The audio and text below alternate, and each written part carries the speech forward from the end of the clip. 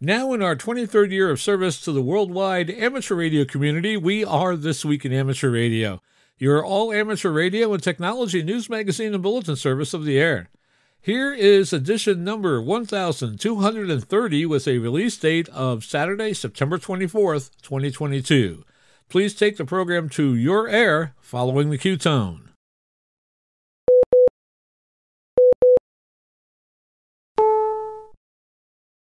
Welcome aboard for another spin through the spectrum to find out what the latest news and happenings that are taking place in amateur radio and the wider world of communications. We are This Week in Amateur Radio, North America's premier amateur radio and technology news magazine and bulletin service of the air. Here are the stories for release around the earth as we come to air with edition number 1230 of This Week in Amateur Radio. Amateur radio operators track the progress of Hurricane Fiona. We will have team coverage. The FCC is tracking communications outages and the progress of restoration in hard-hit Puerto Rico. The ARRL simulated emergency test exercise to test amateur skills in emergency preparedness is coming up. We will have the latest. Newly elected ARRL section managers meet at headquarters for training. The scheduled space chat from the Big E Exposition in Massachusetts is a go for next week. The World Radio and TV Handbook has been acquired by new publishers and will continue. FCC Chairman Jessica Rosenworcel lists her latest wireless policy objectives. Hams, CB operators, and private mobile operators team up for emergency preparedness in Switzerland. Amateur operators in the Ukraine are diligently maintaining radio silence. And a special event station to mark the 78th anniversary of the Voice of America will hit the bands real soon. We will have all the details in this week's expanded edition of This Week in Amateur Radio. These headline stories will come to you in a moment along with this week's special features. Our technology reporter, Leo Laporte, W6TWT, will take a nostalgic look back at the early search engines on the Internet, and we'll take a look at how the Internet and big tech are both kind of good and kind of bad. We'll visit with Bruce Page, KK5DO, and get an update from AMSAT and what's new with all of those amateur satellites in orbit and how to work them.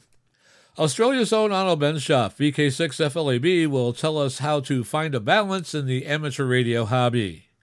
Our own amateur radio historian, Bill Continelli, W2XOI, returns with the final edition of his summer series entitled Amateur Radio History Headlines. In this final edition, Bill will take us back to look at the news that made the ham radio headlines during the years 1978 through 1982. Our tower climbing and antenna master, Greg Stoddard, KF9MP, will explain what the correct procedure is to mount your vertical antenna upside down. All of this and a whole lot more is straight ahead as North America's premier amateur radio and technology news magazine and bulletin service, This Week in Amateur Radio, takes to the air right now. Reporting from our headquarters studio just outside of Albany, New York, where it's definitely fall temperatures this week, I'm George, W2XBS. And reporting from the newsroom in Half Moon, New York, I'm Terry Saunders, N1KIN. And reporting from my shack at home in Cortlandville, New York, where there's a nip in the air, I think fall is on the way, I'm Chris Perrine, KB2FAF. And reporting from our news bureau in Rochester, New York, along the southern shore of Lake Ontario, where it is now officially autumn, I'm Dave Wilson, WA2HOY. And reporting from our amateur radio station atop the Catskill Mountains here in western New York, where it's suddenly pumpkin time as the trees turn color, I'm Don Hulick, K2ATJ. And coming to you from our news bureau just outside Albany, New York, where the weather is getting crisper, fall is getting nearer. In the Geek Cave studios, I'm Rich Lawrence, KB2MOB. And reporting from a brisk Troy, New York news bureau, I'm Eric, KD2RJX. And reporting from our news bureau in Fayetteville, Arkansas, where Round 2 of the annual summer-autumn battle goes to autumn, as our temperatures are now trending below average. And I'm Will Rogers, K5WLR. And now with this week's lead story, here is Terry Saunders, N1KIN. The National Hurricane Center, the Hurricane WatchNet, the Voice over Internet Protocol Hurricane Net, and the Salvation Army Team Emergency Radio Network all have been engaged in tracking Hurricane Fiona. As Hurricane Fiona ravaged the region, amateur radio operators were hard at work in areas of the Eastern Caribbean and Western Atlantic. Puerto Rico, the Dominican Republic, and the Turks and Caicos Islands suffered severe flooding, catastrophic wind damage, and major power outages as the storm, which grew to Category 4, made its way towards Bermuda. In addition to local communication support, the Hurricane WatchNet was activated and Salvation Army Team Emergency Radio Network was handling health and welfare traffic. William Planes Montes, NP3WP, ARRL Section Emergency Coordinator for Puerto Rico, reported that around 45 ham radio operators were working with different government municipalities, and ARRL's personnel were setting up equipment in anticipation of additional activity. For more details on the amateur radio activity surrounding Hurricane Fiona, we go to John Ross, KD8IDJ, who files this report. Amateur radio operators have been reporting weather conditions since Monday, September 19th, and have received positive feedback on their assistance. The Voice over IP Hurricane Net was active for 14 continuous hours on Sunday, September 18th for Hurricane Fiona, as it plummeted the southern and southwestern portions of Puerto Rico with catastrophic rainfall, flooding, and hurricane-force conditions. In the ARRL Puerto Rico section, Public Information Coordinator Angel L. Santana Diaz, WP3GW, reported a widespread blackout as the hurricane made landfall on the island. Still, he explained there were ham radio repeaters that remained on the air, with amateurs sharing reports of damage, including downed trees, power poles, and roofs ripped off homes.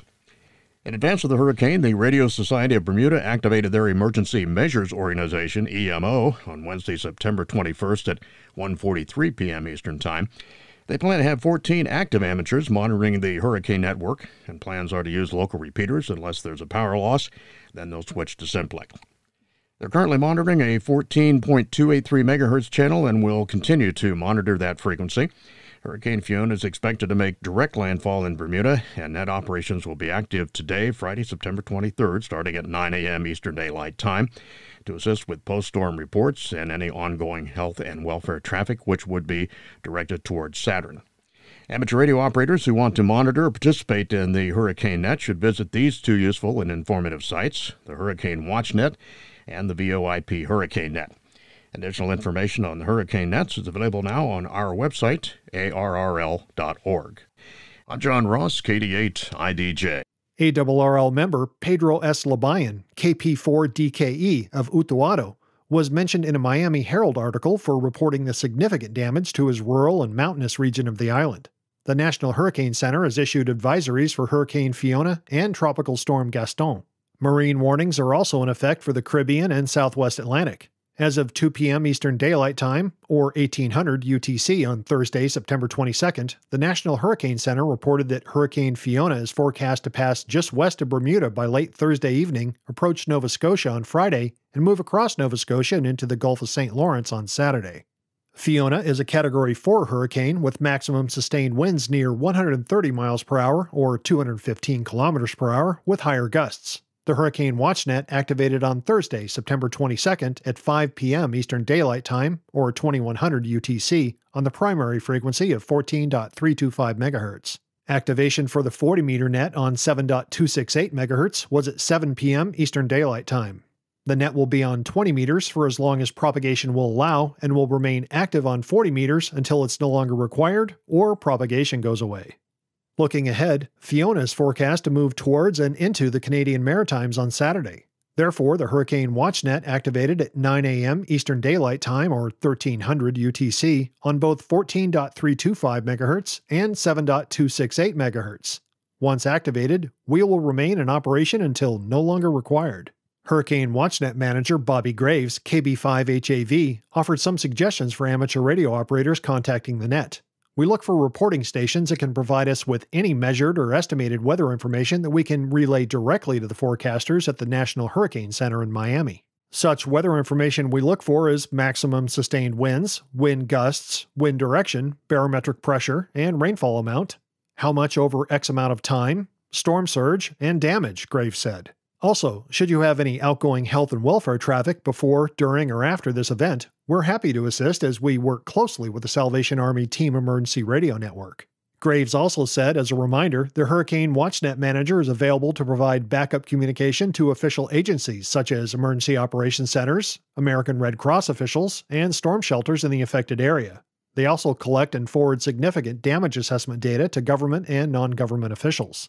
As always, we greatly appreciate the daily users and various nets who use 14.325 MHz and 7.268 MHz for allowing us a clear frequency. It certainly makes our job easier, and I know those in the affected area appreciate it as well. Special thanks to Hurricane WatchNet Manager Bobby Graves, KB5HAV, and ARRL Person in Charge, Angel L. Santana Diaz, WP3GW, and CQ Magazine for information in this article. You are listening to North America's premier news and information service for the amateur radio hobbyist. We are This Week in Amateur Radio.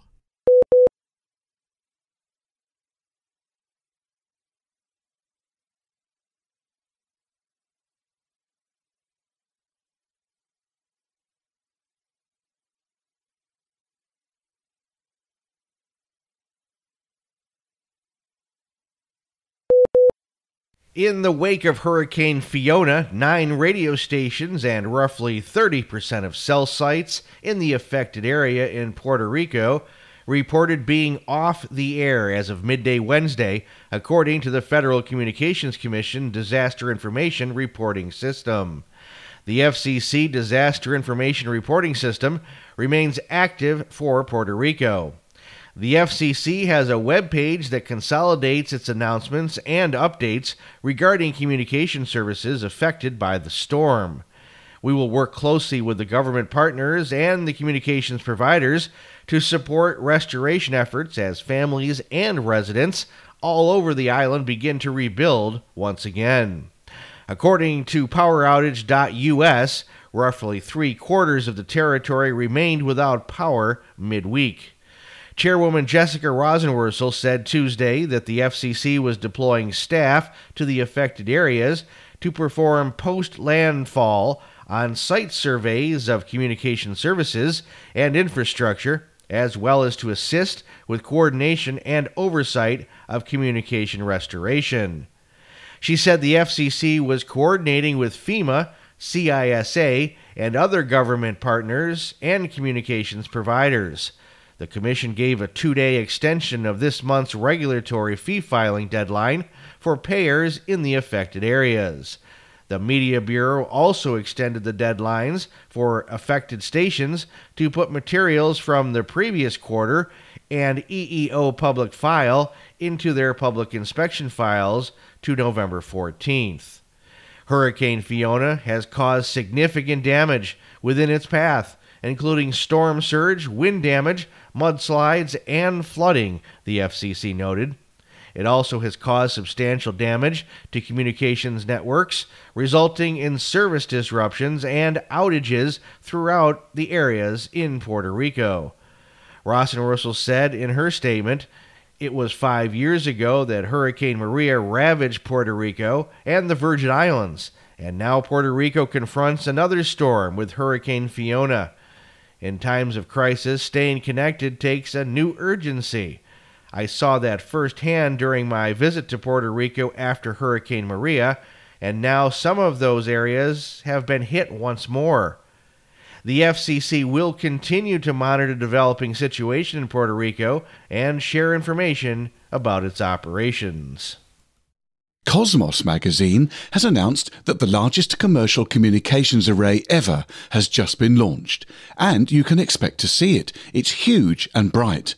The problem is, it might outshine all stars and planets. Last weekend, SpaceX's Falcon 9 rocket launched a giant satellite into space. Called Blue Walker 3, it's a prototype by American company AST Space Mobile, which is to create a space-based mobile broadband network. This is only one of multiple satellites planned for the Space Mobile constellation, and some are even bigger than Blue Walker 3. AST Space Mobile Chief Strategy Officer Scott Winiski told Spacecom that the reason why their satellite is large is because in order to communicate with a low-power, low-internal-strength phone, you just need a large antenna on one side with lots of power, and so that's the critical part of their infrastructure. Winiski said that having a big dish is really important for communicating directly with regular handsets, with no change to the handset, with no extra burdens on the user. Although this is potentially exciting for those who need that connectivity, astronomers are concerned about just how big and bright this satellite might be. A new scientist report has even suggested that the satellite could outshine all stars and planets in the night sky. This is because the satellite is huge and reflective. Once the satellite unfurls, which it will do in the next few weeks, the antenna will measure 64 meters square. As Universe Today notes, that is in the same ballpark as NASA's Echo 1 sphere launched in 1960. That Satelloon, as it was called, was also reflective and was easily visible to the naked eye over most of the Earth. You can read the full article at cosmosmagazine.com. Just head for the technology section. On September 7th, 2022, Jean Socrates, VE0JS/MM/KC2IOV, and her sailboat, the SV Nerita, set sail from Cape Flattery, the northwesternmost point of the contiguous United States. She was on her way to visit friends in San Francisco, California, but 2 days of 35-knot winds and storms left her sailboat disabled and her onboard radio equipment marginally operational. With more details on how amateur radio played a significant role in getting Socrates successfully into port, we go to John Ross, KD8IDJ, with this report. Amateur radio operators in New Mexico, California, and Canada, and members of Group 7.115 heard her request for assistance. Gil Gray, N2GG, was able to contact Socrates on 40 meters, but her power was extremely low, and she was unable to communicate on 14.300 megahertz to notify the monitoring group on that frequency, said Gray. She needed help with wind and sea conditions and tidal data for San Francisco Bay. Low power output on the HF radio made it difficult to get Q5 copy, which would typically be Q2 or Q3. With the help of several software-defined radio operators in Utah, California, and Maui, Hawaii, they were able, though, to glean enough information and copy to understand her situation and answer questions for her navigation. Gray, Jonathan Ayers, AI6NA, and Edwin E. Jenkins, K6EXY, are all experienced sailors. They were able to make periodic contact with Socrates and give her updated wind reports. The last contact with her was on Monday, September 12th at 11 a.m. Mountain Standard Time. By this time, though, Socrates was sailing with only the forward sail on her 38-foot sloop. Fortunately, a following wind kept her moving without a mainsail. As she approached the Golden Gate Bridge, Socrates was able to use the tidal information passed on by amateur radio operators to make it safely to Berkeley Marina in San Francisco Bay. "I wouldn't call it a rescue," said Socrates, "just good amateur radio assistance, and I'm grateful for their help." Socrates is 81 years old and the oldest person to have ever sailed around the world unassisted. Once her sailboat is repaired, she will again sail, not for records, but for the enjoyment of sailing on the high seas. I'm John Ross, KD8IDJ. Her situation is one of 3 events in early September in which amateur radio was able to provide emergency assistance. More information about Socrates is available on her Facebook page. Each year, ARRL holds a training session for new section managers. Due to COVID-19 restrictions, no in-person meetings were held in 2020 and 2021. This last weekend, the new section managers from 2020, 2021, and 2022 were all invited to in-person training. 22 of the 25 section managers to take office in these 3 years attended the training. Section managers from across the country got the opportunity to meet with ARRL CEO David Minster, NA2AA, and hear about his ideas on leadership. Great Lakes Division Vice Director Scott Yannelly, N8SY, delivered a session on operation and promotion of your section.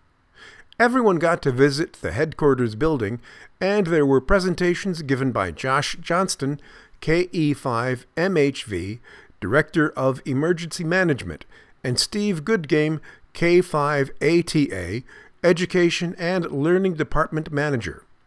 The W1AW station was open for tours and operation. Section managers also saw presentations by Bert Jonke, W9JJ, Radio Sport and Field Services Manager, Bob Inderbitson, NQ1R, Director of Marketing and Innovation, and Steve Ewald, WV1X, Field Organization Supervisor. In all, it was 2 days of training, networking, and asking questions. Thank you to all the section managers that participated. You're listening to This Week in Amateur Radio, available worldwide as a podcast from our web at www.twiar.net.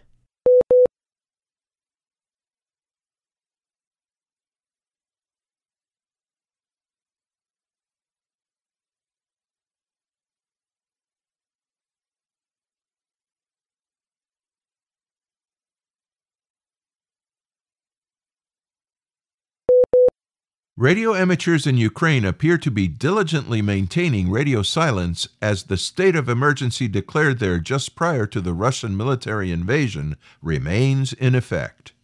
Back on February 24th, a decree from President Volodymyr Zelensky included a ban on the operation of amateur radio transmitters for personal and collective use. The Ukraine Amateur Radio League reported this past week that it has received many messages of encouragement from the worldwide amateur radio community. The LRU informed international amateur radio organizations about Russia's military invasion of Ukraine, said the message from ARRL Vice President Anatoly Kirilenko, UT3UY. To date, there have been many reports from radio amateurs around the world in support of Ukraine. The International Amateur Radio Union has adopted a neutral stance. IARU is an apolitical organization focused on promoting and defending amateur radio and the amateur radio services, the IARU said. The amateur radio service is about self-instruction in communications and friendship between people. IARU Region 1 has said it continues to monitor the development and expects all radio amateurs to follow their national laws and regulations. IARU Region 1 also reposted part of an advisory from the Deutscher Amateur Radio Club HF Committee on February 27th, which states that any radio amateur currently transmitting from Ukraine is risking his or her life.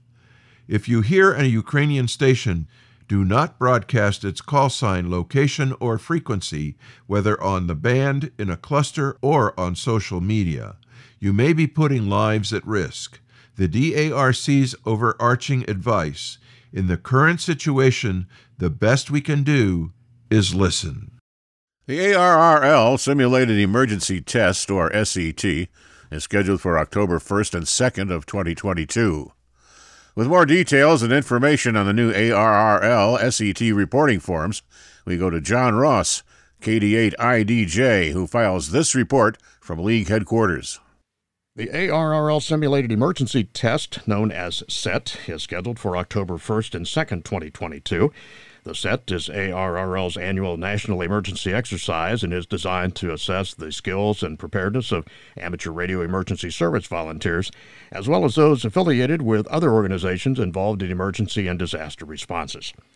The SET provides an opportunity to evaluate equipment and skills and to gauge the level of preparedness, said ARRL Director of Emergency Management Josh Johnston, KE5MHV. Additionally, it helps with the interaction between other amateur radio operators and strengthens the level of training we all have. The SET encourages maximum participation by all radio amateurs and partner organizations, as well as national, state, and local officials who typically engage in emergency or disaster responses. In addition to ARES volunteers, those active in the National Traffic System, Radio Amateur Civil Emergency Service, the National Weather Service, Community Emergency Response Team, and a variety of other allied groups and public service-oriented radio amateurs are needed to fulfill important roles in this nationwide exercise. This year, ARRL introduces a new program of accessible online reporting forms that allow SET participants to report activity directly to ARRL headquarters. The new forms will allow emergency coordinators and net managers to report traffic and activity. Public information officers and coordinators, as well as section emergency coordinators and section managers, can also upload press releases and pictures online. I'm John Ross, KD8IDJ. The SCT offers volunteers an opportunity to assess equipment, modes, and skills under simulated emergency conditions. Individuals can use the time to update a Go Kit for use during deployments and to ensure their home station's operational capability during an emergency or disaster. To get involved, contact your local ARRL emergency coordinator or net manager. SCT guidelines and access to the forums can be found at www.arrl.org/public-service-field-services-forums. Radio amateurs who hold a Canadian certificate and have a Canadian call sign are being asked to complete a survey for Radio Amateurs of Canada, which wants to advocate for changes in policies regarding Canadian call signs. The results of the survey will be used by the RAC to come up with proposals to show Innovation, Science and Economic Development Canada, the governmental regulator. According to the RAC website, hams are being asked to weigh in on questions about special event call sign authorizations, two-letter suffix call signs, the handling of call signs for silent keys, and various special prefix authorizations. The survey will also explore whether it should be mandatory for hams to change their call signs if they relocate to another region in Canada. Hams are also being asked whether call signs with one suffix letter should be issued as permanent personal call signs. This is just a sampling of the issues included in the survey, which opened on August 5th and will remain accessible to hams until September 30th. Though the questions are thorough, they take no more than 10 or 15 minutes to complete. The survey was created by Dave Goodwin, VE3KG, the RAC's Regulatory Affairs Officer. Amateurs holding Canadian call signs wishing to take part in the survey can visit the RAC website for more information. The Big E Space Chat is a go for Tuesday, September 27th, 2022, from New England's Great State Fair. John Ross, KD8IDJ, has more in this report. Hundreds of Big E attendees and spectators will be able to watch students make a live contact with NASA astronaut Bob Hines, KY5RQT, who is aboard the International Space Station, that's ISS. Hines will contact the students via amateur radio ground station ON4ISS in Belgium. The contact is organized through amateur radio on the International Space Station, known as ARRL. Around a dozen youth associated with New England SciTech, that's NEST, and a STEM Learning and Makerspace Center in Nantucket, Massachusetts, have been selected to participate in the BE Space Chat. A pre-contact program will begin at 1:20 p.m. Eastern Time next Tuesday. More information about the Big E Space Chat can be found on the ARRL New England Division website and on ARRL.org. I'm John Ross, KD8IDJ. A pre-contact program will begin at 1:20 p.m. Eastern Time and will include several speakers, including Eastern States Exposition CEO and President Gene Cassidy, ARRL CEO David Minster, NA2AA, ARRL New England Division Director Fred Kemmerer, AB1OC, and New England SciTech President Bob Finney, K5TEC. More information about the Big E Space Chat can be found on the ARRL New England Division website. A live video stream of the contact will be carried on the New England SciTech YouTube channel. FCC Chairwoman Jessica Rosenworcel has laid out 3 ways in which the federal government can reset spectrum policy in the United States for a future that is even more connected. Speaking to the NTIC Spectrum Policy Symposium in Washington Tuesday, she said, "First, we need to extend the FCC's auction authority and get creative when we do." She said the FCC has had the authority to hold spectrum auctions for nearly 3 decades and that this has been good for wireless innovation and economic growth, but that the authority will expire at the end of this month if Congress doesn't extend it. She said that with the reauthorization, we have a golden opportunity to use the billions of dollars that FCC spectrum auctions raise to build the public infrastructure this country needs. And Congress could start with using future auction revenues to fund the nation's transition to next-generation 911. Second, Rosenworcel said the country needs more mid-band spectrum in the pipeline. We need to keep up our efforts to find more airwaves to fuel the mid-band spectrum pipeline following our successful auctions of the 3.45 and 2.5 gigahertz bands.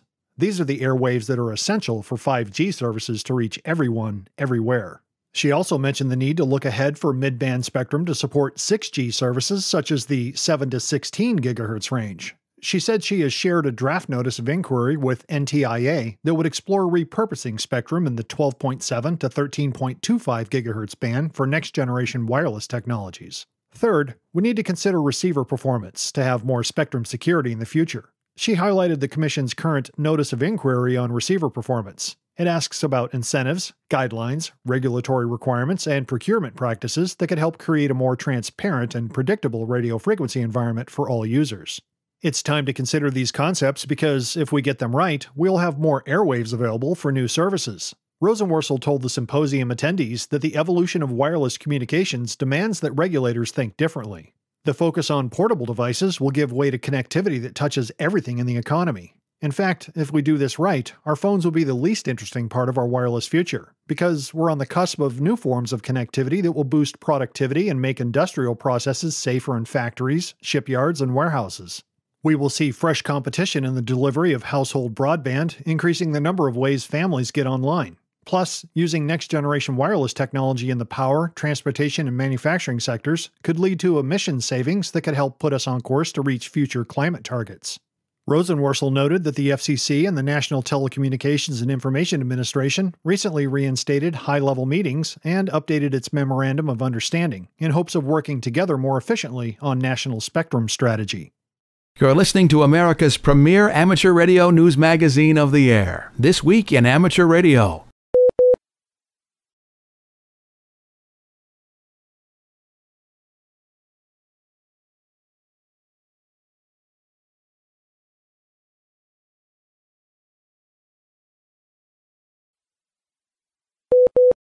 And now with the latest technology news and commentary from Petaluma, California. This Week in Amateur Radio is proud to present Leo Laporte. Leo Laporte, the tech guy. Any way that the internet and the computing and digital technology are changing our lives, that's what we talk about right here. And boy, they are, aren't they? It's amazing, really. Yahoo, the original internet search engine, right? It originally was human curated. It was like a library catalog for the internet, which is kind of seemed like really from here it seems like a fairly naive thought that you could have humans keep track of all the websites on the internet. But those of us who used the internet early on remember going to first. It wasn't Yahoo.com. It was created by David Filo and Jerry Yang, a couple of Stanford graduate students. They were using the Stanford servers.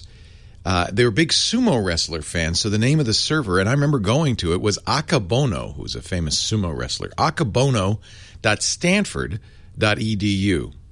And they eventually called it Yahoo, which they kind of made up the name after the fact. It was stood for yet another hierarchically organized oracle. And do you remember the Yahoo front page? It divided the internet into categories. And then subcategories. Now, this is a long time ago. We're down the line a bit from the first days of the internet. Most of us started using the internet around 20 years ago, 1996. Remember Netscape? That was mid-90s. That was pretty much when and it was in 1995, 21 years ago, that the National Science Foundation, which had been running the internet, even that phrase sounds antiquated. As late as 1995, the U.S. government, the National Science Foundation, was running the internet. That was theirs. And at that time, they were prohibiting commercial traffic. You couldn't do an ad on the internet. Around about 1995, they said, all right, that's fine. We're going to open it up. Nobody's going to own the internet, and anything goes. And that was when the internet really started to change. There's another big change when AOL, which was until this point kind of the number one way people got online, when America Online suddenly allowed, they call it the summer of AOL, and I think it was 96, flipped a switch that let AOL customers use a browser to surf the internet. And I remember internet old-timers, people have been there for a couple of years, were very nervous. They didn't like the unwashed masses, the AOL crowd descending on their perfect little internet. Well, it's a very different place now. People are asking, what happened to CompuServe? CompuServe, which was kind of a competitor to America Online. There were a few. There was Genie. Remember that? That was run by General Electric. General Electric ran Genie. H&R Block, the tax company, ran CompuServe. What they realized is they had all this computing power they were using during the day to do taxes, or in case of General Electric, to design nukes. But it weren't widely used at night. They said, we could let other people, we could let people dial in and use our computers at night and create basically an online service. And that was Genie and CompuServe. But both faded away. AOL kind of dominated, and then it was its turn to fade away. Remember the big Time Warner AOL merger? Bringing the internet together with content, and that was one of the biggest flops of all time. The one thing constant about technology and about the internet is change. And the thing that is different about it is that it's much more rapid, isn't it, than we're used to. Companies come and go. Oceans rise, empires fall, just at a rapid pace in just a few years. Even Google, which is, 15 years old, starting to look long in the tooth. Like, it's been around a long time. The old timers. There's Google, guys. Time to retire. But one thing I won't miss from AOL? The discs. The discs. Millions and millions, maybe hundreds of millions of CD-ROMs in that Mylar wrapper. That's got to be talking about waste of resources. 700 free hours for the first month. Let's see, what else can we talk about? All the rigmarole that we talk about, that's changing our lives, all this stuff. I tell you, I got to say, I like to do a weekly sermon. The thing that got me today is I'm seeing this more and more about how, this kind of sentiment that's growing that big tech is destroying the world. And while I understand people are very concerned about privacy, let's not become privacy Puritans. Privacy is an important thing. It's I think it's a very simple answer to this, which is all you got to do is insist, and I think we could do this with legal, with a law that says if a company collects information about users, in fact, even if it doesn't, if every company that's online or sells products to the end user, and I don't mean just tech companies, any company should state very clearly what information about its customers it collects, what it does with that, who it sells it to, that kind of thing. They should be required to keep it secure. There should be penalties for lying, severe penalties for lying. Their privacy statement should be accurate and truthful and complete. And there should be penalties for failing to secure that. Like what we see nowadays, every company in the world seems to be just leaking information right and left. What was it? AT&T just leaked a bunch of information about its customers. It just seems nonstop. That seems like a simple thing. And I think companies are going to want to do this because I think the backlash is starting. And they realize that if they don't do that, it could be a lot worse. And I don't think a lot worse is good for us because honestly, I think technology is changing the world in a very positive direction in many cases. I don't want to be so negative about big tech. I think what Google's doing is amazing. At the same time, they need to be told you have to disclose what you're doing and we have to choose. And you need to give customers the right to choose so that if somebody doesn't want to, have their information sold or thinks that a company's not doing right by them, they have the opportunity to say, well, that's called the free market. That's what this country's all about. I just read an article. I think it was really actually a scurrilous article in Gizmodo today by one of Gizmodo's senior editors, basically saying if you see a good deal on Amazon's Ring doorbell on Black Friday, do not under any circumstances buy it.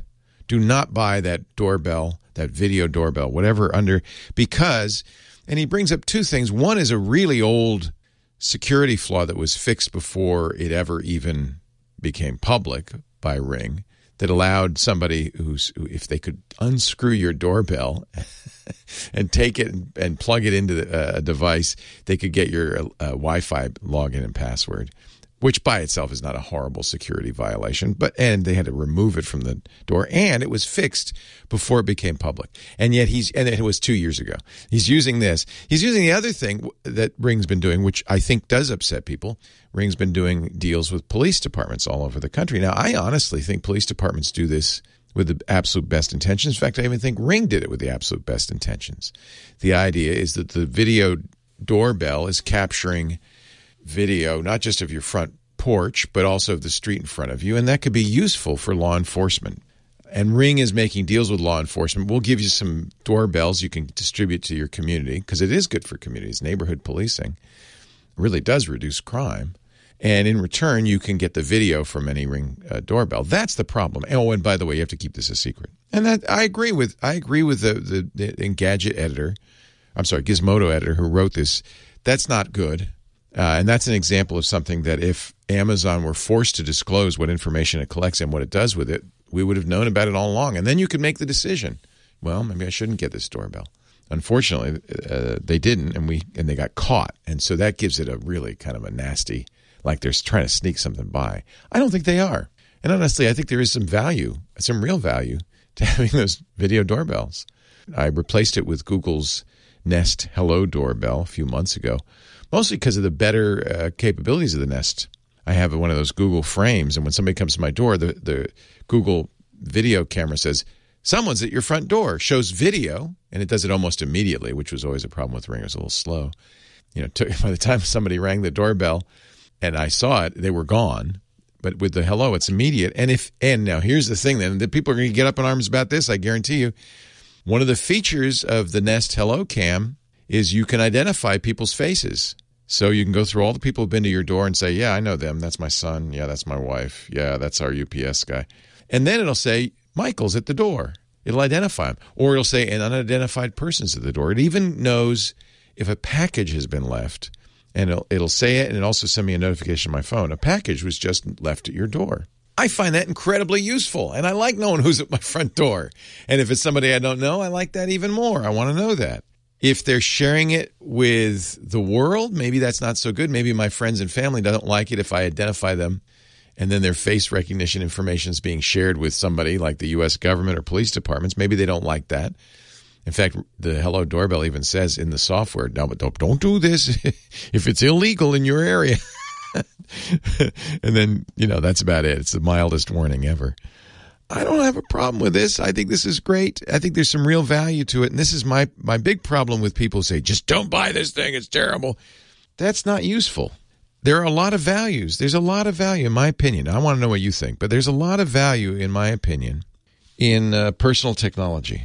And we're getting things, the world is better in so many respects, so many interesting ways because of technology. And I would hate for us to become Luddites. That's the term used, named after a probably mythical character named Ned Ludd, who, when the jacquard looms were introduced in the newly industrialized England in the 17th century, Ned led a revolt of other weavers who were hand weavers, saying, oh, these are going to put us out of work, and they destroyed the looms.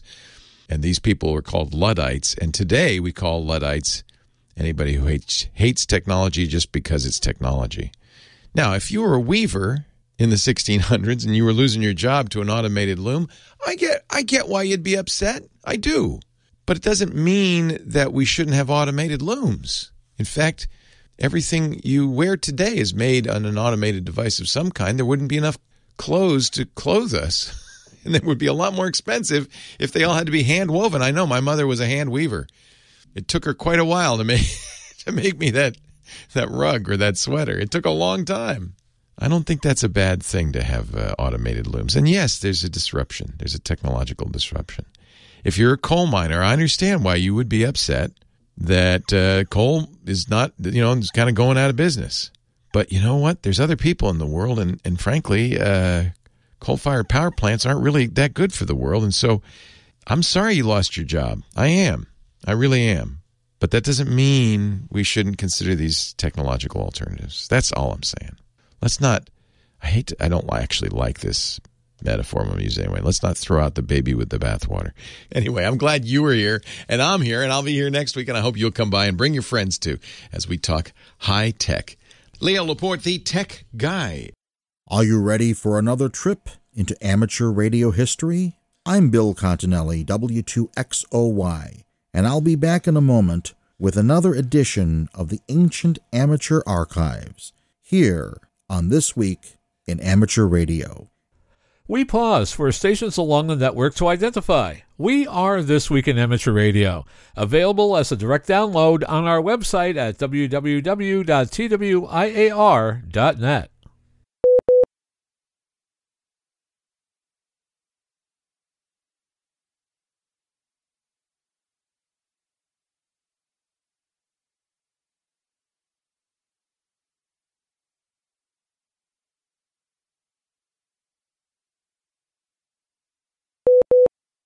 This is Bill Continelli, W2XOY, with Amateur Radio History Headlines. 1978. Technicians finally get all privileges above 50 megahertz and can obtain a RACES station authorization. The novice license is made renewable. The FCC relaxed some of its regulations and instituted a new call sign system using 4 groups, corresponding to the class of license held. WR repeater call signs are phased out after only 4 years. The amateur population stands at 350,000, which is 33% more than in the early 1970s. Packet radio first appears on the ham bands on an experimental basis. 1979. The World Administrative Radio Conference, or WARC 79, takes place in Geneva. The ARRL, the International Amateur Radios Union, and other groups have been preparing for years. We lose nothing and gain 3 new bands at 10, 18, and 24 megahertz, which are phased in over the next 10 years. 1980. Spread spectrum appears on an experimental basis, and the FCC authorizes ASCII on the ham bands. Packet is starting to grow. 1982. The Goldwater Bill is passed. It allows the FCC to set industry standards regarding RFI. This has been Amateur Radio History Headlines with Bill Continelli, W2XOY, for This Week in Amateur Radio. Switzerland's National Amateur Radio Society, the USKA, reports that there are almost 4,000 enthusiastic radio amateurs throughout Switzerland. Many of them met up on September the 18th for the Swiss Emergency Contest to test their equipment. In the event of a blackout, radio amateurs would be the only ones able to deliver urgent messages to the authorities or the population. Interest in the internet has not killed them off. Unlike many commercial operations, radio amateurs all over the world have not become reliant on the internet. In Switzerland, there are almost 4,000 hams. In Geneva alone, there are about 150 passionate amateur radio operators. Amateur radio should not be confused with CB, popular in the 1980s, when citizens had little more than a microphone and a large aerial on their car. But their communication capabilities were limited. Unlike CB, radio amateurs have to have a license and take an exam at Ofcom, the Swiss regulator, rather confusingly having the same name as the UK regulator. Ennio Castellan, Hotel Bravo 9, Romeo Hotel India, said that the passion for amateur radio will come in handy in the event of a general power outage. Amateurs have batteries and solar cells. They can send emails and compressed photos, but of course not at the same speed as 4G. Above all, amateurs have the capability to communicate with the whole world, since radio waves are reflected in the upper layers of the atmosphere. Amateurs congregated in the Banda Paquet region last weekend to test their signals that might be the only means of communication in the event of a power blackout. In the event of a power failure, mobile phone towers and radio relays would no longer work. At its meeting on September the 12th, the Board of Directors of the USKA decided that they will promptly develop an operational concept for radio amateurs and supplementary groups who make their radios available to support the civilian population in power shortages and blackouts, especially for emergency calls. In addition, the Executive Board will organise internal communication of emergencies. If Swiss amateurs would like to actively participate in the concept, they can sign up to the USKA ham group Sparks in Emergencies. Amateurs who wish to become involved must have USKA membership. You can read the press release at www.uska.ch. Foundations of Amateur Radio. When you are absorbed in a hobby like amateur radio, it's easy to lose track of the world around you. I freely admit to spending many hours on this hobby, and it wasn't until I spent some effort taking stock that I discovered just how much time I spent. The 5th clause of the Amateurs Code attempts to formalize this behavior, and I confess it's taken me several years to find a more reasonable balance. Let's review the original 1927 published version of this clause. It reads, "The amateur is balanced. Radio is his hobby. He never allows it to interfere with any of the duties he owes to his home, his job, his school, or his community." It's interesting to note that in one of the oldest documents describing our community, it refers to our activity as being a hobby. I'm noting this because there have been plenty of treatises written on the notion that amateur radio is a public service and not a hobby. This clearly states that in the opinion of the General Council of the ARRL in 1927, amateur radio is a hobby, and frankly, I'm fine with that. The 2022 ARRL handbook removes the reference to hobby and words it, "The radio amateur is balanced. Radio is an avocation, never interfering with duties owed to family, job, school, or community." The ARRL website reintroduces the concept of a hobby like this. "The radio amateur is balanced. Radio is a hobby, never interfering with duties owed to family, job, school, or community." I'll note that the definition of avocation is a hobby or minor occupation, and I'm not sure what the change gains by using a word that I had to look up in the dictionary. Consider for a moment if your first language isn't English. Why use avocation when hobby is the same thing?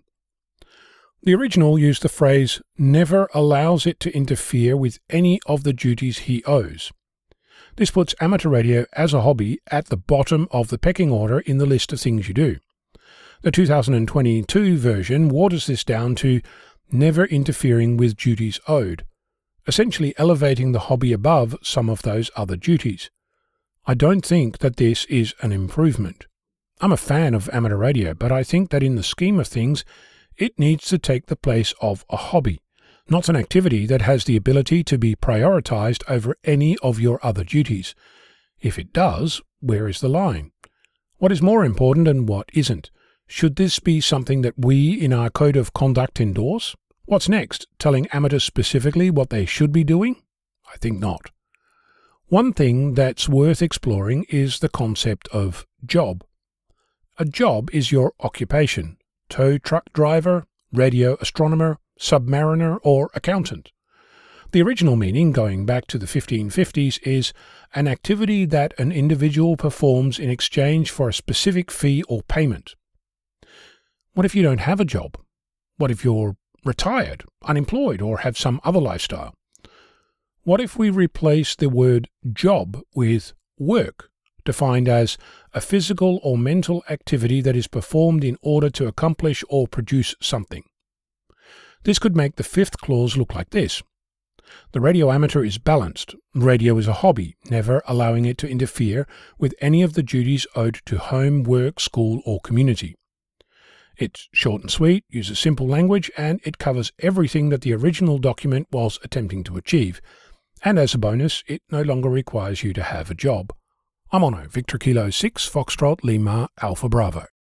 The next edition of what has been called the world's most comprehensive and up-to-date guide to broadcasting will be published in December 2022 in a printed and a digital version. The Directory of Global Broadcasting was published by WRTH Publications Limited until 2022. The rights have now been transferred to Radio Data Center, based in Freising, Germany. After 7 decades as a book, the World Radio TV Handbook, the Directory of Global Broadcasting, will now also be available as a web app.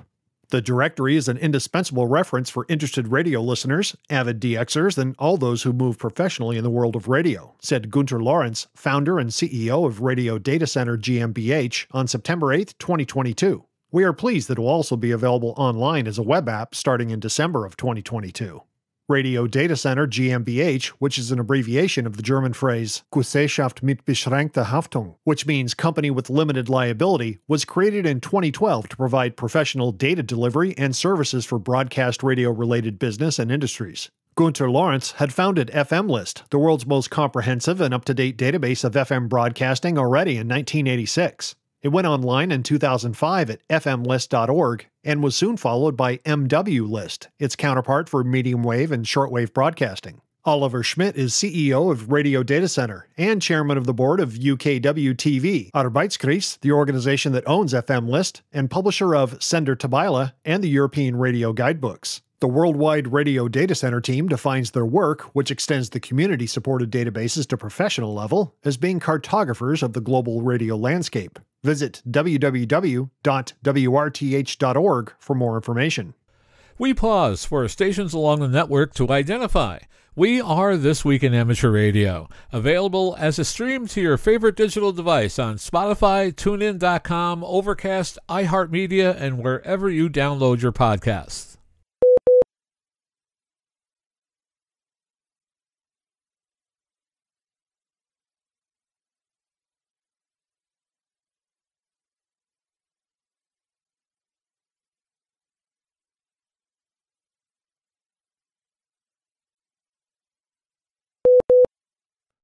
It's time for the Propagation Forecast Report, brought to us each week by Tad Cook, K7RA, in Seattle, Washington, who reports this week that geomagnetic disturbances were down, but so were sunspot numbers and solar flux.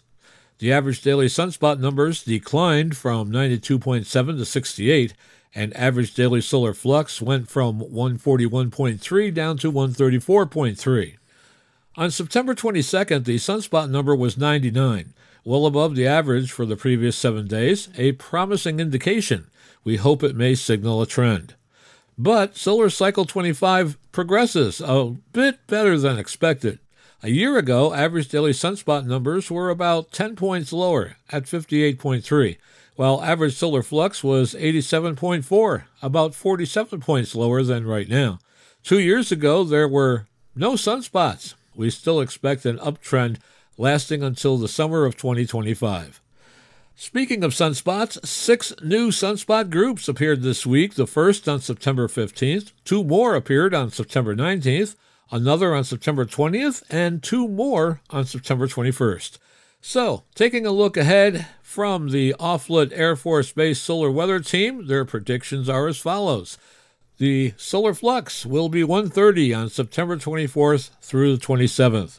120, 125 on September 28th through the 29th, 122 on September 30th all the way through October 7th, and then 125, 122, and 120 on October 8th through the 10th. The predicted planetary A index will be 15 on September 24th and 25th, 8 on September 26th through the 28th, then 5, 22, 50, 30, and 20 on September 29th through October 3rd, and then 12, 15, 12, and 10 on October 4th through the 7th, and then 8, 8, 5, and 8 on October 8th through the 11th.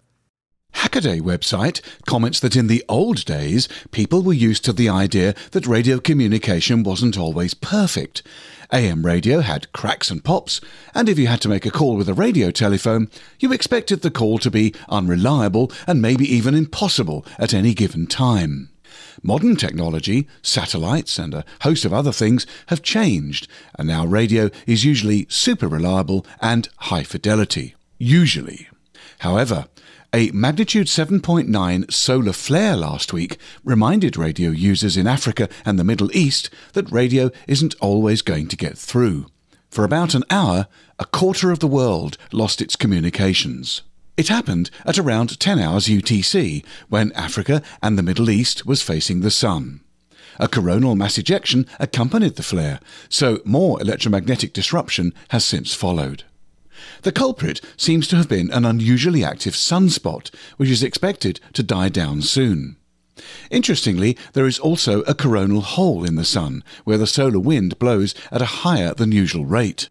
Hackaday says that they pointed out before that we're ill-prepared for technology blackouts due to solar activity, even on power grids.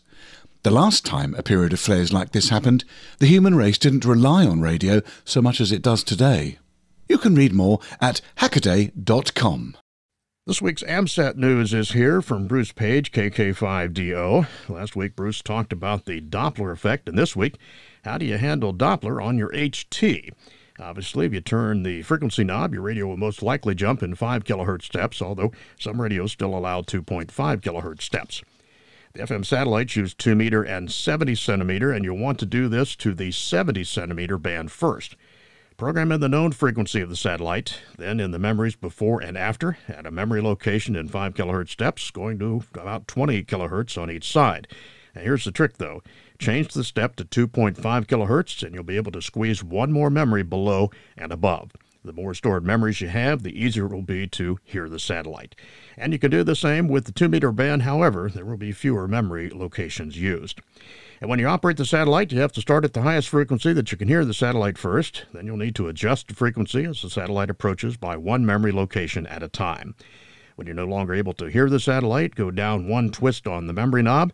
Keep doing this and you'll be able to hear and transmit with more time on the pass if you simply stayed on the published frequency. According to AMSAT UK, the newest amateur radio satellite under construction in China is known as CAS-10. The CAS-10 amateur radio satellite is set to go into space from China's Wenchang Satellite Launch Center in early November, where it will be sent to the Jiuzhou space station aboard the Tianzhu 5 cargo spacecraft. The satellite, which carries a VU linear transponder, will become operational sometime after its deployment from the space station around the 15th of December. The transponder is expected to operate all day throughout the satellite's lifetime, using a VHF uplink and UHF downlink with a 30 kHz bandwidth. CAS-10 is also equipped with a camera.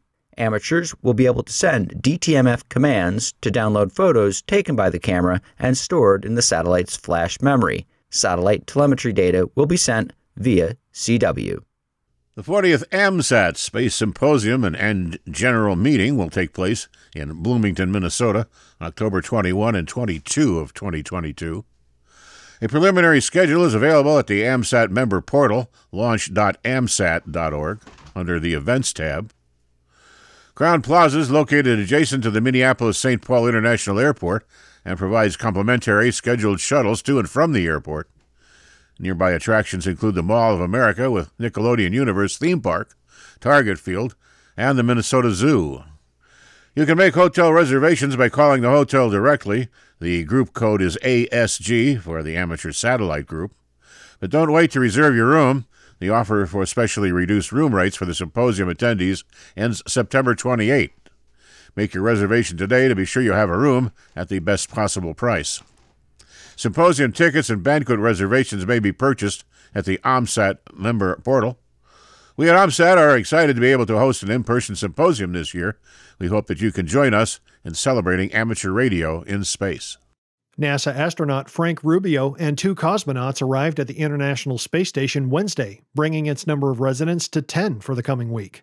The Soyuz MS-22 spacecraft carrying Rubio, as well as Sergei Prokopyev and Dmitry Petelin of Roscosmos, docked to the station's Rassvet module at 1:06 p.m. Eastern Daylight Time. Following 2 orbits, docking occurred about 3 hours after a 9:54 a.m. launch from the Baikonur Cosmodrome in Kazakhstan. Rubio, Prokopyev, and Petelin will join the Expedition 67 crew when hatches open about 3:45 p.m. Expedition 68 will begin Thursday, September 29th, on the departure of Roscosmos cosmonauts Denis Matviev, Sergei Korsakov, and outgoing station commander Oleg Artemyev. The trio will land in Kazakhstan following a 6-month stay aboard the orbiting laboratory. This marks the first spaceflight for Rubio, the second for Prokopyev, and the first for Petelin. Throughout their 6-month stay aboard the orbital outpost, the trio will work on science and research and technology development, earth science, biology, human research, and more.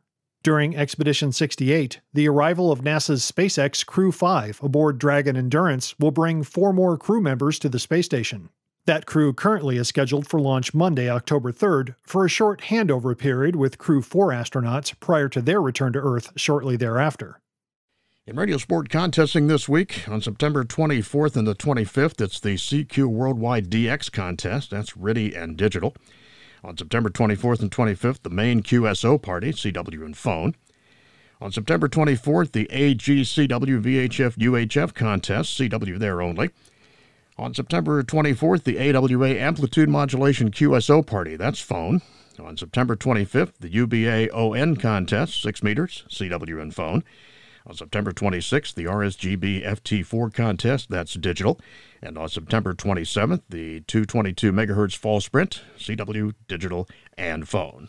And some upcoming state, section, and division conventions you'll want to know about. September 23rd and 24th, the HRO Superfest hosting the ARRL Central Division Convention in Milwaukee, Wisconsin. On September 24th, the Red River Radio Amateur Hamfest hosting the ARRL Dakota Division Convention. That's in West Fargo, North Dakota. On September 24th, the Spokane Hamfest hosting the ARRL Washington State Convention in Spokane Valley, Washington. October 1st, the Wichita Area Hamfest hosting the ARRL Kansas City State Convention. That's in Wichita, Kansas. On October 1st, the Rock Hill Hamfest hosting the ARRL South Carolina Section Convention. That's in Rock Hill, South Carolina.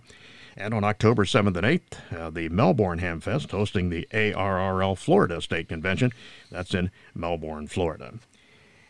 You are listening to This Week in Amateur Radio, available as a podcast at our website, www.twiar.net, and streamed worldwide via Spotify and iHeartMedia.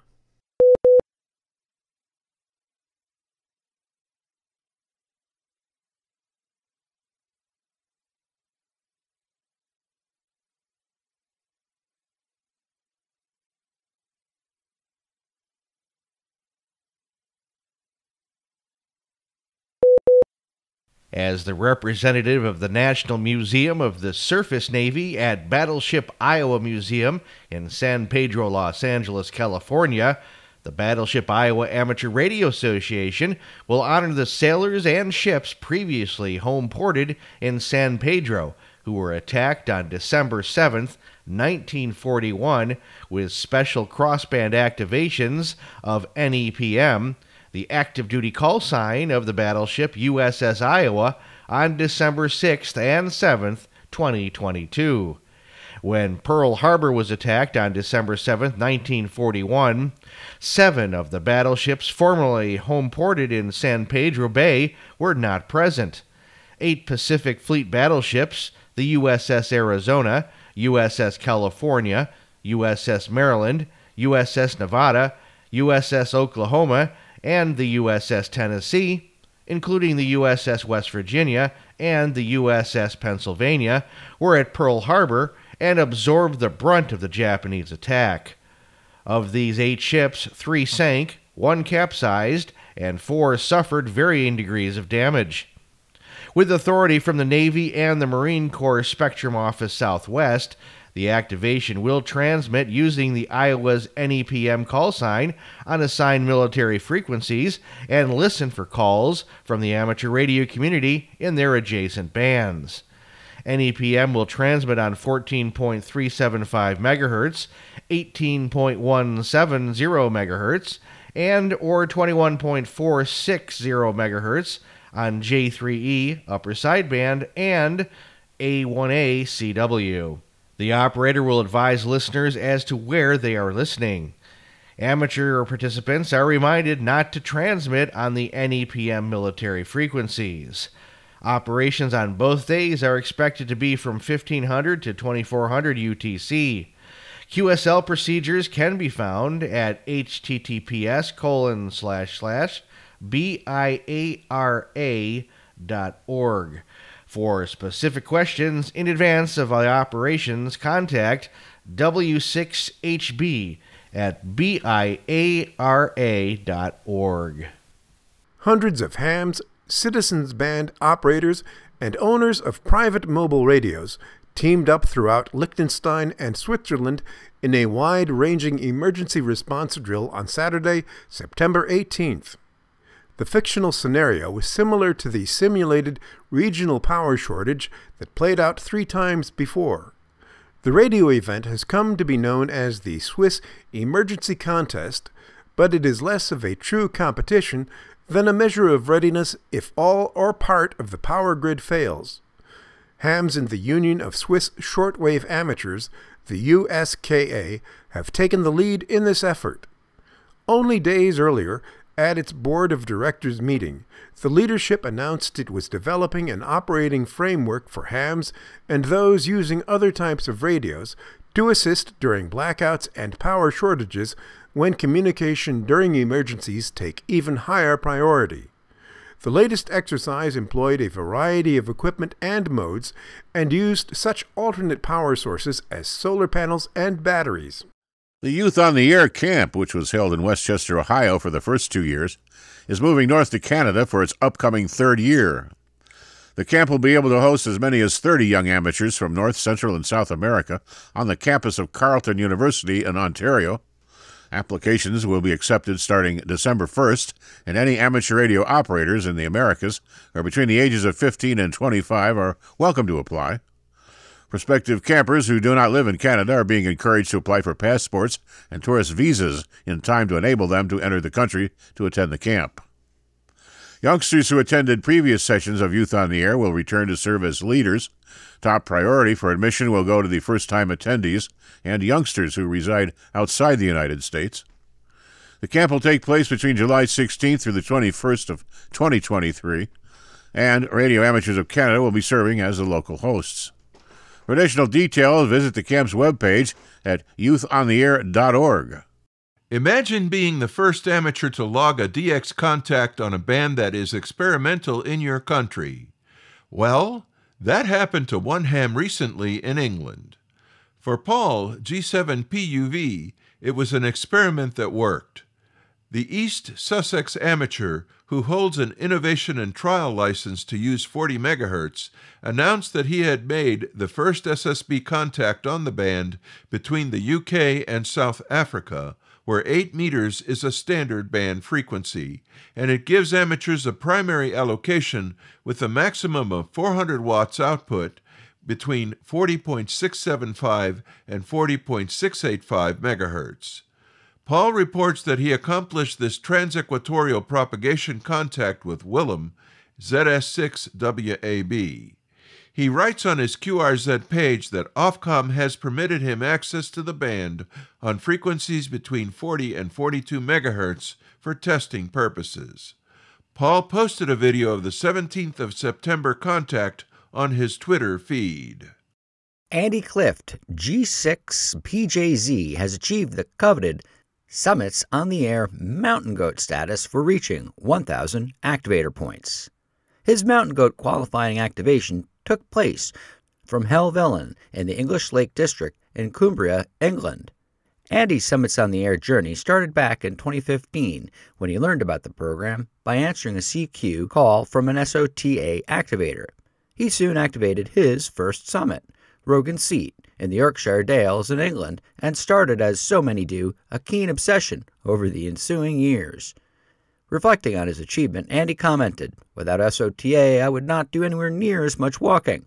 I would not be as active on the radio, and I would not have discovered some of the fantastic, smaller Marylands, part of larger mountain systems that are situated in protected areas that people don't bother traveling to." For more information about Summits on the Air, visit www.sota.org.uk.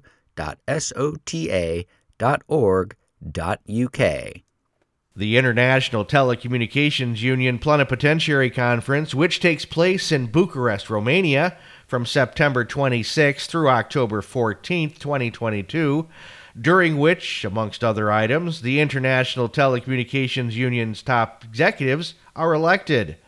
Of the 2 candidates for the post of ITU Secretary, the top job in the organization is American Ms. Doreen Bogdan-Martin, who just happens to also be a radio amateur, KD2JTX. The other candidate for the position is Rashid Ismailov from Russia. The Moorlands and District Amateur Radio Society has a special link to the Foxfield Light Railway, as that is where the club is based. Foxfield, which is run by a preservation society, is one of Britain's oldest heritage steam railways.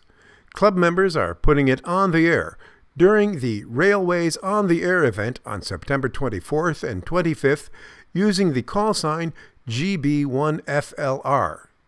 Railways on the Air is an annual celebration of the role that these trains played in the nation's heritage. Be listening on HF and VHF phone as the Foxfield Amateurs operate from Locator Square I-082. The club welcomes QSL cards via EQSL, direct or through the Bureau. Full details are on the GB1FLRQRZ.com page. For details about the event and a list of other stations, visit rota.barrac.org.uk. That's rota.barac.org.uk. You are listening to North America's premier news and information service for the amateur radio hobbyist. We are This Week in Amateur Radio.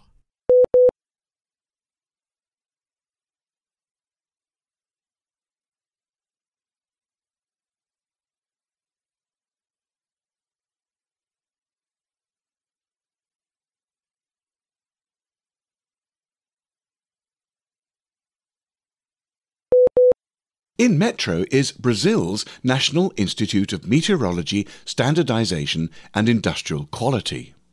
On Tuesday, September the 13th, 2022, the Electromagnetic Compatibility Workshop held by Metro took place within the framework of the Technical Commission for the evaluation of photovoltaic systems conformity.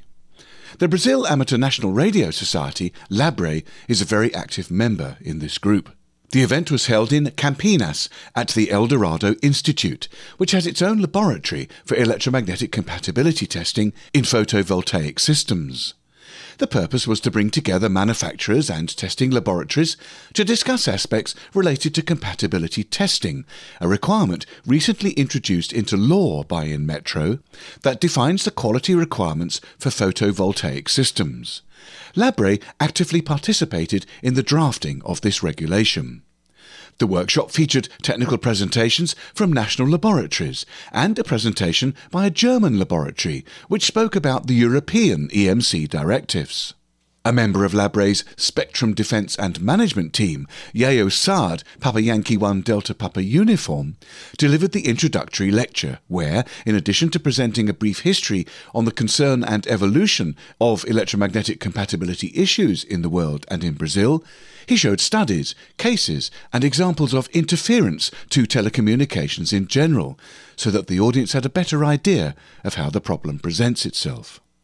The event also featured a lecture by the Director of Operations at CCR Airports, Miguel Dow, Papa Yankee 1 Kilo Zulu. He's currently responsible for the administration of 17 airports in the country, where the requirements of modern civil aviation regarding the importance of telecommunications were presented. CCR's presentation undoubtedly strengthened the case for regulating not only photovoltaic systems, but also all systems and devices that deal with electricity, to guarantee the operational safety of the entire electrical and electronic apparatus that permeates our societies, amongst them telecommunications. For more information on the workshop, go to tinyurl.com/IARU-Brazil. And now, with his segment on tower climbing and antenna safety, here is Arizona's own Greg Stoddard, KF9MP. Mounting repeater antennas upside down. When you're a repeater owner and you have the opportunity to move your system to a new tower, sometimes the mounting site you are offered is an upside-down mount. This means your antenna will be hanging upside down from the way it's designed. Water can become a real problem in this instance. From time to time, I've had to deal with these placements too. Over the years, I have talked to technical people at different antenna manufacturers and run into the same methods of modifying antennas for upside-down mounting. Generally, a fiberglass shroud encased antenna needs to be modified with the addition of two small holes you drill yourself. A 1/8 inch hole near the top cap or in the side near the top end will drain any water in the main body of the antenna. Those antennas that have a separate mount which consists of an aluminum tube with two clamps and a set screw, then the coax is fed through the tube and attached directly to the bottom of the antenna. You will need to drill another hole near the level of the connector. This will allow water to drain from the mounting tube instead of entering into the antenna body by way of the coax connector. Now you've modified your antenna for upside-down mounting. There's one more problem. You'll need to seal the top end of the mounting tube to keep rainwater from entering in the first place. Here, I use silicone caulk. Be careful not to get any on the coax connector hardware. Some silicone cure systems can attack copper. I build a seal around the tube and the coax and apply more to the coax to form a small mound above the bottom of the mounting tube. After the caulking cures, you can add another sealant like coax seal for added protection. Don't forget to secure the coax during the curing time so holes don't form in the silicone plug you've just made. I've known of people using flaps cut from truck tire inner tubes to cover the entrance of the coax into the mounting tube. This also keeps sunlight off the silicone and is known to be very long-lasting. The best philosophy is to use a few layers of protection, making sure each one is chemically different from the others. So if one fail, the others are different and more likely to survive. Here's a common repeater antenna failure I've seen. The common practice is to use a short jumper coax to go between the antenna and the upper end of the hardline. Be sure to secure as much of it to the antenna mount or sidearm. You want the jumper to move with the tower, antenna, and mounting hardware, but not flex much on its own. One of the most common failures I have seen in repeater systems is improperly installed jumper cable.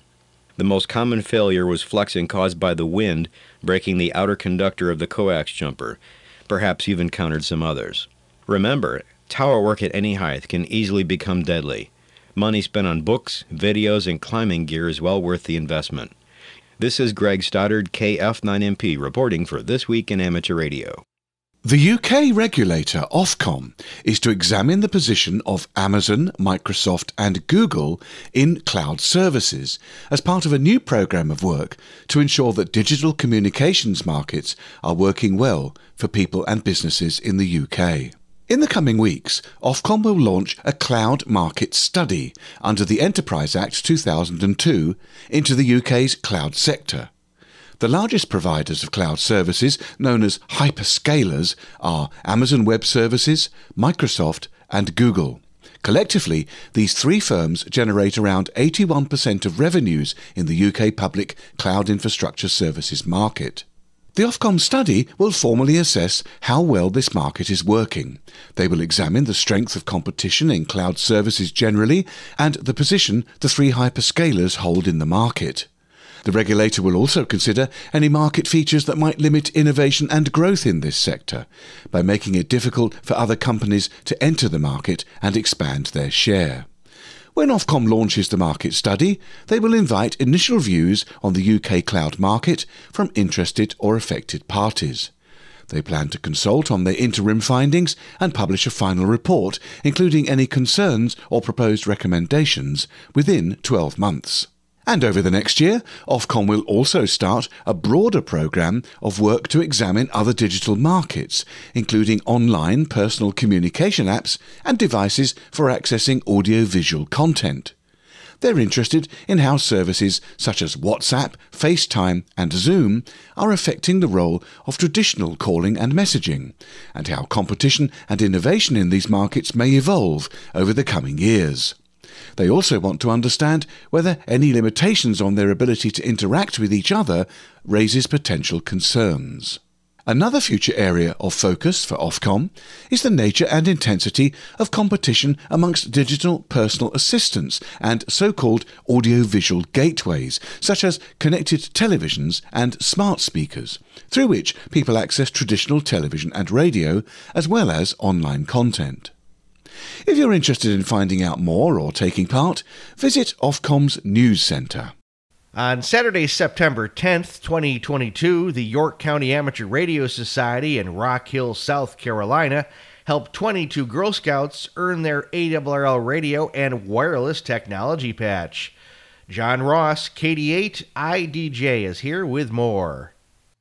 Created in 2016, the Radio and Wireless Technology Patch Program offers Girl Scouts opportunities to learn about wireless technology, including amateur radio. Girl Scouts are encouraged to participate in activities that help them gain knowledge and skills in careers and subjects that involve science, technology, engineering, and mathematics. That's the STEM program. The program activity was part of the Girl Scouts Love State Parks annual event. YCAR's outreach coordinator, Vicki Carnes, AD3I, and 6 other club members presented the program, while other amateur radio operators were available to help the Girl Scouts get on the air and communicate using amateur radio. Carnes said some of the most enjoyed activities included a hands-on demonstration of Lenz's law that used copper tubing and a magnet, making and using tin cans with string telephones, and coding and decoding words using the phonetic alphabet. The breakdown for the Girl Scouts participating: 11 brownies, 4 juniors, 4 cadets, 2 seniors, and 1 ambassador. ARRL is eager to encourage opportunities to involve Scouts with ham radio, said ARRL Education and Learning Manager Steve Goodgame, K5ATA. Congratulations to YCARs and the Girl Scouts for an outstanding activity. I'm John Ross, KD8 IDJ. Carnes went on to say that the York County Amateur Radio Society is very involved in the amateur radio emergency services, and it was an honor to play a small part in these Girl Scouts' journeys through Girl Scouts of the USA. Engaging their membership by getting involved with ARRLs, Girl Scouts, and other charitable organizations is just one way that YCARES serves its community. Read the article called Club Station in the September 2022 issue of QST for more information about how YCARES has rebuilt itself into being an active club and other ways they have engaged their membership by way of public service. Originating from Albany, New York, and distributed worldwide, you are listening to This Week in Amateur Radio.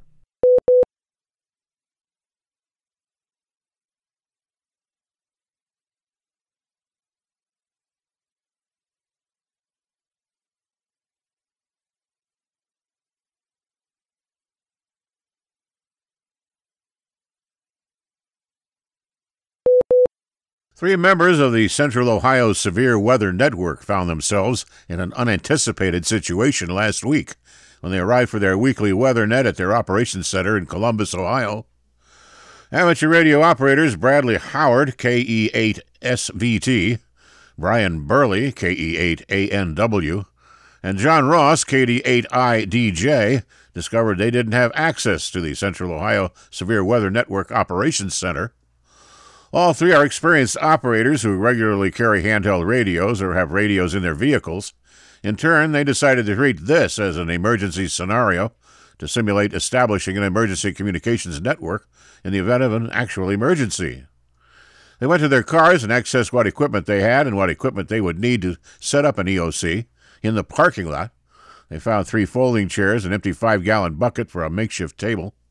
A mobile radio was pulled from its under-dash mount in Burley's car and connected to a trunk-mounted antenna and set on the table. They were all pretty amazed by how fast it came together in about 5 minutes, said Ross. Howard had copies of scripts and procedures and were able to get the net up and running on time. Disassembly only took another 5 minutes. Burley said he too was surprised by the setup speed and was glad he could help. I believe this underscores the importance of training and working in different scenarios, so we can always be ready for the unexpected, said Howard. Our commitment to Central Ohio is to be ready when severe weather hits, and we'll work to always uphold that responsibility. All three now suggest different training opportunities to ensure Central Ohio's Severe Weather Network is fully prepared. On Saturday the 17th of September 2022, the Paisley Amateur Radio Club operated a special event station as part of Renfrewshire's Historic Buildings Doors Open Day. There are a significant number of impressive buildings in Scotland, and the club is located in one of them, right in the centre of historic Old Paisley town. During the event, club members operated several station setups using the special call sign Golf Bravo 0 Delta Oscar Delta. The radio operators were active on the 40, 20, 17 and 15-metre HF bands, using both voice and data, and the 2-metre VHF band using voice. A WSPR data station operated with 200 milliwatts and made many contacts across Central Europe, north across Scandinavia, and even to the south as far as an island off the west coast of North Africa, a distance in excess of 3,000 miles. WSPR stands for Weak Signal Propagation Reporter, It's a protocol implemented in a computer program used for weak signal radio communication between amateur radio operators. The protocol was designed and the program written initially by Joe Taylor, Kilo 1 Juliet Tango. The radio equipment was also used to send a message by WinLink, a radio amateur email system, and the team successfully transmitted their special event station logo using slow scan television. Voice contact was made on the 20-meter band with the United Nations Amateur Radio Contest DX Club in Vienna, Austria. Contacts were also made with many other stations, including a radio club in Sarajevo, Bosnia. A display of fully operational amateur radio equipment, military radio transceivers and old domestic receivers was available for visitors to see. The on-air working conditions on the day were far from ideal due to the station's location right in the heart of a busy town centre. But with clever selection and positioning of the numerous antennas, the event was deemed to be a success in both contacts made and the number of visitors attending. The Paisley Club is a friendly group that operates a popular VHF net on 144.550 MHz on Monday evenings and meets each Thursday evening at the Methodist Central Halls, Paisley, from 7:30 p.m. Visitors are very welcome. The club has a short video about the activation, which you can find on YouTube. Just search for GB0 Delta Oscar Delta Special Event Station. Speakers from around the world will be presenting lectures on a wide range of amateur radio topics during the TASI Ham Radio Conference and Expo in November. Registration has now opened for the two-day event, which is being organized by the Radio and Electronics Association of Southern Tasmania. The event will be held on the Sandy Bay campus of the University of Tasmania. The conference will be held on Saturday the 5th of November, and presentations will include such topics as interference mitigation, remote station operation, low-power portable EME, promoting your amateur radio club, and youth engagement. The exposition will be held the following day. Registration is mandatory for those who wish to attend. And finally this week, where it once carried vital news to people in South America, Europe, and Africa during troubled times in the world, the Voice of America Bethany Relay Station in Westchester, Ohio, is now carrying a message of celebration. Members of the Westchester Amateur Radio Association, WC8VOA, which is housed at the VOA Museum on the relay station site, will be marking the 78th anniversary of the relay station during a special event station on September 24th and 25th. Voice of America sent its first news reports and programs out to the world from that former Ohio farmer's field in July of 1944 and continued to do so until the transmitter went silent in 1994. For the special event, hams will be using the club call sign and calling QRZ using CW, single sideband, and the digital modes. The station will begin operation at 1200 UTC on Saturday and will go QRT at 0100 UTC on Sunday. Be listening on 15, 20, and 40 meters. Hams making contacts will be eligible for a downloadable certificate from the club website. See the WC8VOA page on QRZ.com for more information. This Week in Amateur Radio is holding open auditions for news anchors for the weekly national worldwide amateur radio news service. If you have a good radio voice and can reliably read provided news copy, we are looking for you. This, of course, is an all-volunteer position. An amateur radio license is not required. You must have a high-quality microphone, headset mics are not used, and be familiar with audio editing software to record and edit your finished news stories before uploading. If you would like to try out for a weekly or bi-weekly anchor position with North America's premier amateur radio news on air and podcast, please send an email to our producer, George, W2XBS. You can include a sample MP3 of yourself reading news copies sent as an attachment to W2XBS77@gmail.com. That's whiskey, the number 2, X-ray Bravo Sierra 77@gmail.com. Be sure and use Anchor Audition in the subject line. Please include your phone number and a good window of time for a callback to discuss your submission and our operating logistics to see if This Week in Amateur Radio is a good fit for you. We hope to hear from you soon. Many of the news and information items heard on this edition of This Week in Amateur Radio have been provided by the American Radio Relay League, the ARRL Audio News Service, and the ARRL Letter, the Southgate Amateur News Service, Steve Richards, G4 Hotel Papa Echo, and the Southgate Vibes News Service, AMSAT, the Radio Amateurs of Canada, the FCC, the Radio Society of Great Britain, and Ofcom, the South African Radio League, the International Amateur Radio Union, the Wireless Institute of Australia, and the Australian Communications and Media Authority, the New Zealand Association of Radio Transmitters, the Amateur Radio Newsline, the Rain Hamcast, Eric Guth, 4Z1UG and QSO Today, QRZ.com, the Tech Guy, Leo Laporte, the International Telecommunications Union, and various news sources on the Internet. With special thanks to all our weekly news sources and to you, our listeners, that wraps up this edition of This Week in Amateur Radio. If you'd like to write to us, you can find everything you need, including archive editions of the news service, at our website at twiar.net. And now, for all of us at This Week in Amateur Radio headquarters and our news team around the world, this is Chris Perrine, KB2FAF, wishing you a 73.